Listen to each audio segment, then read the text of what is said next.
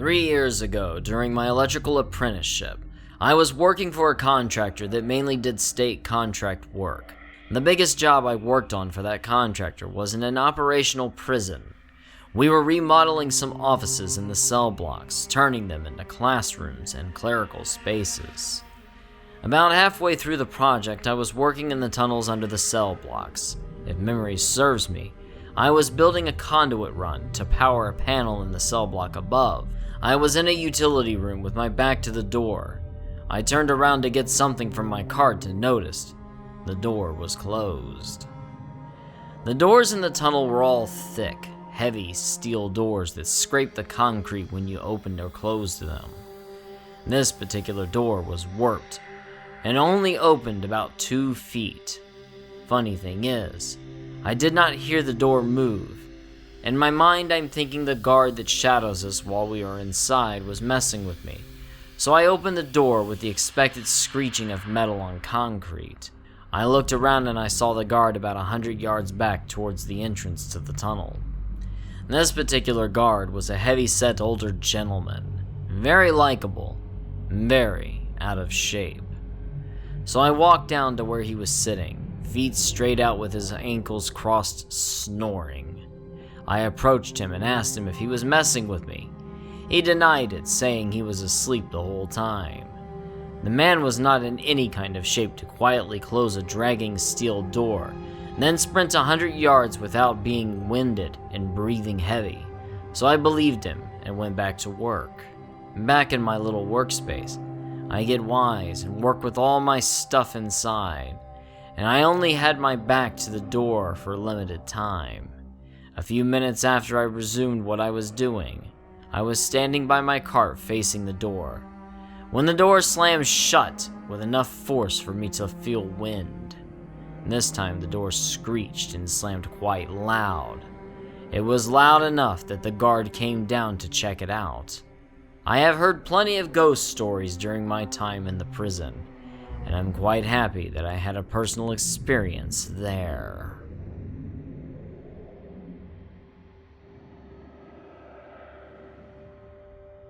I was down in that same tunnel, working in a crawl space.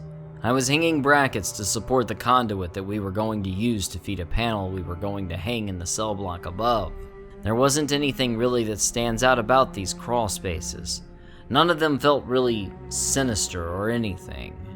They were raised up off the ground, thankfully. When it rains, the tunnels tend to get a lot of water. They were concrete floored and about 3 feet tall. Tore my knees up crawling around in them. I had done work in a few of these crawl spaces before this one. I think it was cell block B. All the cell blocks were alphabetical. And this particular crawl space had a light, but it did not work. Hard hat lamps were crucial in the tunnel. So I'm in the crawl space working. I only had 1 or 2 supports mounted. I'm hammer drilling holes for anchor points, and I get this sudden feeling of being watched. I turn around and look towards the opening, thinking the guard or my partner were looking in on my work, but no one was there. Back to work I go. I got the bracket mounted up, and I felt that feeling again. This time, I feel the gaze from a dark corner far to the opposite side of the space. I never heard anyone come into the space, but I knew someone was in that corner. I turned my head to look in that direction, and my partner yelled from outside, "It's lunchtime." I kinda hauled it out of there, but as I stepped out into the ladder to exit, I looked into that corner. The only thing there was what looked like an old rag. We did work in cell blocks from A to H, and I only felt that kind of direct attention in a crawl space twice. Both times it was very similar, except in the second crawl space, there was nothing else visible in the space with me.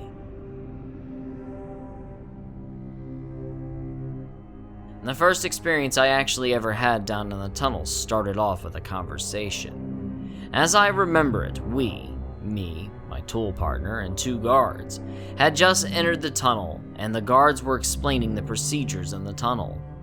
How we were only supposed to have 2 of the doors down there open at once.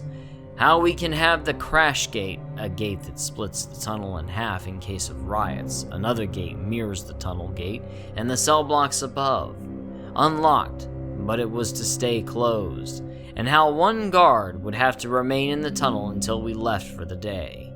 The whole time the guards are speaking to us, I kept seeing movement out of the corner of my left eye, like a pacing back and forth in front of a light.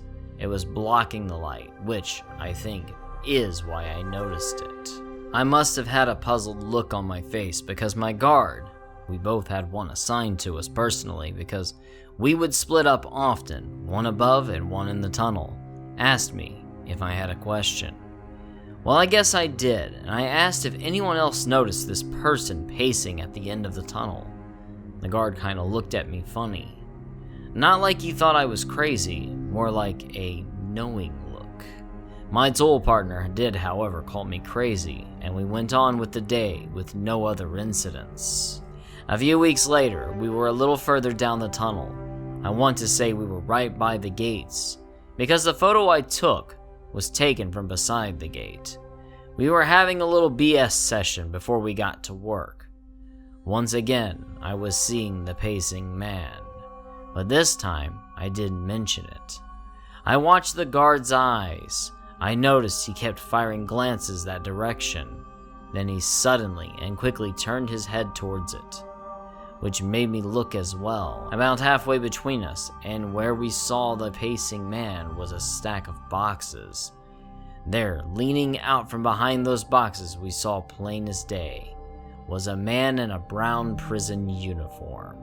We kinda looked at each other, and the guard went into action. I grabbed a pipe bender and followed. I had to provide backup, not because of a rule, but because we were supposed to be alone down there. We walked down to where we saw the figure, and found nothing. And this is when I noticed that where we saw the pacing man was a ramp that goes down to another gate, which I was told leads to the main road and is the entrance point for the utilities. The light was about 6 feet off the ground above the gate. I walked over for a closer inspection and noticed a half-inch water line was jumping like someone was shaking it. I wrote that off as a mouse or a giant roach. I swear, I saw one carrying a dead frog down there. This is when the guard told me of his personal experiences. Everything that happened were either explainable or just feelings. Feelings of rage or sorrow. Things would be moved, but we figured the guards were having fun. Time for work. Until next time. So, I've been laying here in my bed, scratching at the wall to mess with one of my roommates, and suddenly felt like this is the perfect time to relay one of the stories my prison guard escort told me shortly after we both saw what we thought was a man lean out from behind some boxes in the tunnel of a prison. I have no reason to think this story was made up, but I cannot confirm any details of this or the next story. I will tell this story from the first-person perspective, but these are his words, not mine. I used to work the night shift when I first started here in the prison. I always signed up for, but never got the Rover job. Rover is a guard that sits in the guard shack and makes rounds twice a shift to check every door and every gate to ensure they are locked, and checks the perimeter fences to make sure that they have not been tampered with. One night, I finally got what I thought was going to be the easiest shift I had ever had. I landed the Rover job. During that shift, my first trip around the perimeter and gates were just fine. Everything was as it should be. However, my second round was a little different. I was patrolling the tunnel access points, checking the gates and doors, as I had done earlier that day. In the tunnel, there are 3 books that the Rover must sign to prove they made their appointed rounds. I had books A and B signed. I just had book C to go. Book C was down a long and dark corridor. Picture a long hallway with one bare bulb lighting up a patch of the path every 20 or 30 feet. I entered the hallway and closed and locked the gate behind me. As I started to walk towards the book end of the hall, I heard footsteps behind me. I hurried to the first patch of light and looked behind me. No one there. When I stopped, so did the accompanying footsteps. So I wrote it off as an echo. I continued on, and as soon as I exited the patch of light, the footsteps returned, this time just a little faster. Almost like it was trying to catch up. Once again in the next patch of light, I stopped and looked for my pursuer. And again, I saw nothing and the steps stopped.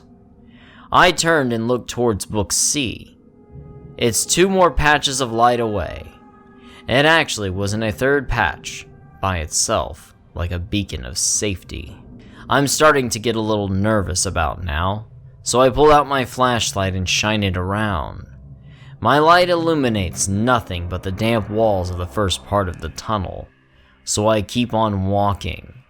As soon as I left the patch of light, I hear those steps again. Only this time, it sounds like they are jogging towards me. I quickly spin around and shine my light towards the sound, and once again, see nothing. I decided now is not the time to mess around, so I ran to the last light and the book so I can get the hell out of this tunnel. As I reached the book, I could hear the footsteps sprinting towards me. I quickly signed my name in the book, and as I wrote down the time, I heard a heavy sigh behind me, and right in my ear a husky voice whispered my name. I slowly turned my head towards the sigh, seeing nothing. I sprinted out of there, stopping only long enough to lock the doors behind me. I still get goosebumps thinking about it. I can still feel the breath on my ear when it whispered my name. I put in for a shift change right away, and I never signed up for rover duty again.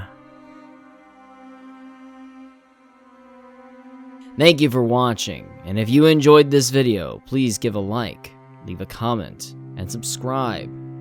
Perhaps click the bell for notifications, and remember, hell is empty, and the devils are here.